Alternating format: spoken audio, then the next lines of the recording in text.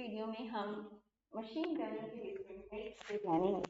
Machine learning का पहला प्रकार है सुपरवाइज्ड लर्निंग। सुपरवाइज्ड लर्निंग में हम एक ट्रेनिंग सेट देते हैं एग्जाम्पल्स का, जिसके अंदर हम करेक्ट रिस्पॉन्स को हम टारगेट, आउटपुट या लेबल भी कहते हैं, तो ऐसा ट्रेनिंग सेट प्रोवाइड करते हैं और इस ट्रेनिंग सेट के आधार पर एल्गोरिदम जनरलाइज करता है कि जो भी हम उसको इनपुट दें टेस्ट डेटा का, उसका वो सही प्रकार से जवाब दे। इसको हम लर्निंग फ्रॉम एग्जाम्पल्स भी कहते हैं, क्योंकि हम यहाँ पर लर्न कर रहे हैं एग्जाम्पल्स के थ्रू। वो एग्जाम्पल जिसके अंदर आउटपुट कॉलम या करेक्ट रिस्पॉन्स दिया हुआ है।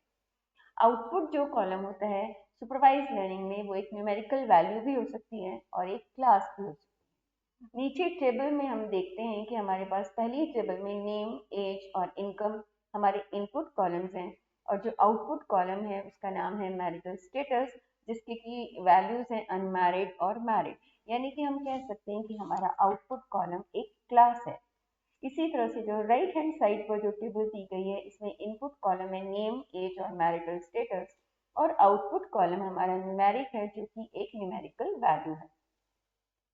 सुपरवाइज लर्निंग एल्गोरिदम का जो ऑब्जेक्टिव होता है, उसमें हम क्या करते हैं कि इनपुट और आउटपुट के बीच में एक संबंध, एक रिलेशनशिप को लर्न करते हैं।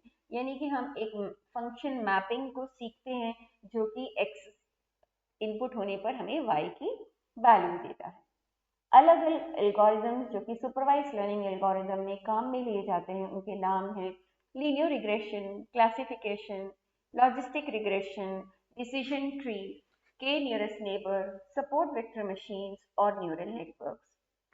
सुपरवाइज लर्निंग को हम कई प्रकार की एप्लीकेशंस में काम में ले सकते हैं, जैसे डिजीज प्रेडिक्शन है, spam detection, house price prediction है, क्रेडिट रिस्क असेसमेंट है। सुपरवाइज लर्निंग का जो दूसरा प्रकार है उसका नाम है अनसुपरवाइज लर्निंग। अनसुपरवाइज लर्निंग में हम जो डेटा देते हैं उसमें कोई रिस्पॉन्स, यानी कि कोई टारगेट, आउटपुट या लेबल, है ना, आउटपुट लेबल नहीं होता, बल्कि एल्गोरिदम क्या करता है कि जो भी हमने इनपुट दिए उसमें कुछ सिमिलैरिटीज को ढूंढता है और उन सिमिलैरिटीज के आधार पर उनको अलग अलग ग्रुप्स में कैटेगराइज करता है। यानी कि हम कह सकते हैं कि यहाँ पर हमारा डेटा सेट अनलेबल्ड होता है। जैसा कि हम डायग्राम में देख रहे हैं, लेफ्ट हैंड साइड पर अनसुपरवाइज लर्निंग है, जहाँ पर इनपुट डेटा में सारे ही जो डॉट्स हैं वो ब्लैक कलर के डॉट्स हैं। अब इनके अंदर जो सिमिलैरिटीज है, कौन किससे कितना दूर है, उदाहरण के तौर पर उसको एल्गोरिदम मालूम करता है। और नीचे देख सकते हैं कि आप इसने इस डेटा को 5 अलग अलग ग्रुप्स के अंदर डिवाइड कर दिया। सीधे हाथ पर हम देख रहे हैं कि हमारे पास जो डेटा है वो रेड कलर और ग्रीन कलर, यानी कि हमारे पास आउटपुट क्लास है। और इसके आधार पर हमारा जो एल्गोरिदम है, जब सुपरवाइज लर्निंग हम इसमें यूज करते हैं, तो इसने इसको 2 क्लासेस के अंदर क्लासिफाई कर दिया, ग्रीन क्लास और red class. Unsupervised learning algorithm का जो ऑब्जेक्टिव है, उसमें हम जो हिडन पैटर्न होते हैं डेटा के अंदर, या जो स्ट्रक्चर होता है डेटा का, या डेटा के अंदर कोई एनोमली है, या डेटा के अंदर कुछ ग्रुप्स हैं, या डेटा के जो डायमेंशंस हैं, जो नंबर ऑफ फीचर्स हैं, या हम कह सकते हैं नंबर ऑफ कॉलम्स हैं बहुत ज़्यादा है, उनको कम करने के लिए हम इस एल्गोरिदम को यूज़ करते हैं।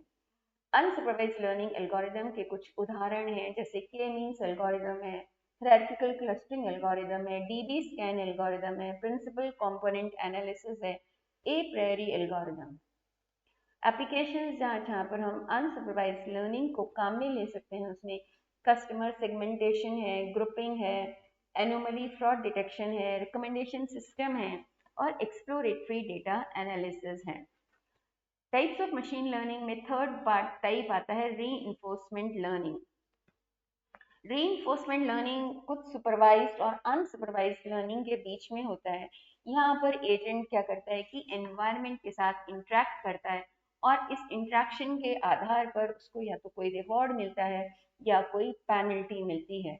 जैसा कि हम यहाँ पर चित्र में देख रहे हैं कि ये एजेंट है, ये एनवायरनमेंट में कोई भी एक एक्शन परफॉर्म करता है, इस एक्शन के आधार पर एनवायरनमेंट उसको रिवॉर्ड या पेनल्टी प्रोवाइड करता है, और उसके साथ में एनवायरनमेंट में वो एक्शन लेने पर एजेंट एक नई स्टेट में आ जाता है, और नई स्टेट में आने के बाद पुनः कोई एक्शन परफॉर्म करता है और इस एक्शन के ऊपर कोई रिवॉर्ड और पेनल्टी मिलती है और वापस से एजेंट एक नई स्टेट में आ जाता है।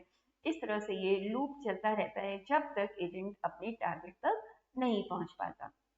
रेनफोर्समेंट लर्निंग का ऑब्जेक्टिव होता है कि हम बेस्ट सीक्वेंस ऑफ एक्शंस, वो सीक्वेंस ऑफ एक्शंस जिससे कि हमारा टोटल रिवॉर्ड मैक्सिमाइज हो जाए, हम उनको जानने की कोशिश करते हैं, सीखने की कोशिश करते हैं। एल्गोरिदम को ये बता दिया जाता है कि तुम्हारा आंसर रॉन्ग है, लेकिन अब ये नहीं बताते कि अब इसको सही कैसे करना है। तो जो हमारा एजेंट है वो नई नई चीज़ों को एक्सप्लोर करता है, नई नई पॉसिबिलिटी को ट्राई करता है, जब तक कि वो अपना रिवॉर्ड मैक्सिमाइज नहीं कर लेता। अगर आंसर सही होता है तो एजेंट को रिवॉर्ड मिलता है, गलत होता है तो पेनल्टी मिलती है। तो ऐसे धीरे धीरे बार बार जब इस काम को करते हैं तो जो हमारा एजेंट है वो एक ऐसे एनवायरनमेंट को एक्सप्लोर करता है और मैं अपने रिवॉर्ड को मैक्सिमाइज करने की कोशिश करता है। क्यों लर्निंग सारसा, ये कुछ एग्जाम्पल एल्गोरिदम्स हैं जो कि रेनफोर्समेंट लर्निंग के लिए काम में लिए जाते हैं। रेनफोर्समेंट लर्निंग की कई एप्लीकेशंस हैं जैसे robotics, self driving vehicles, game playing, resource management, autonomous systems इत्यादि। Thank you for watching video. बहुत बहुत धन्यवाद।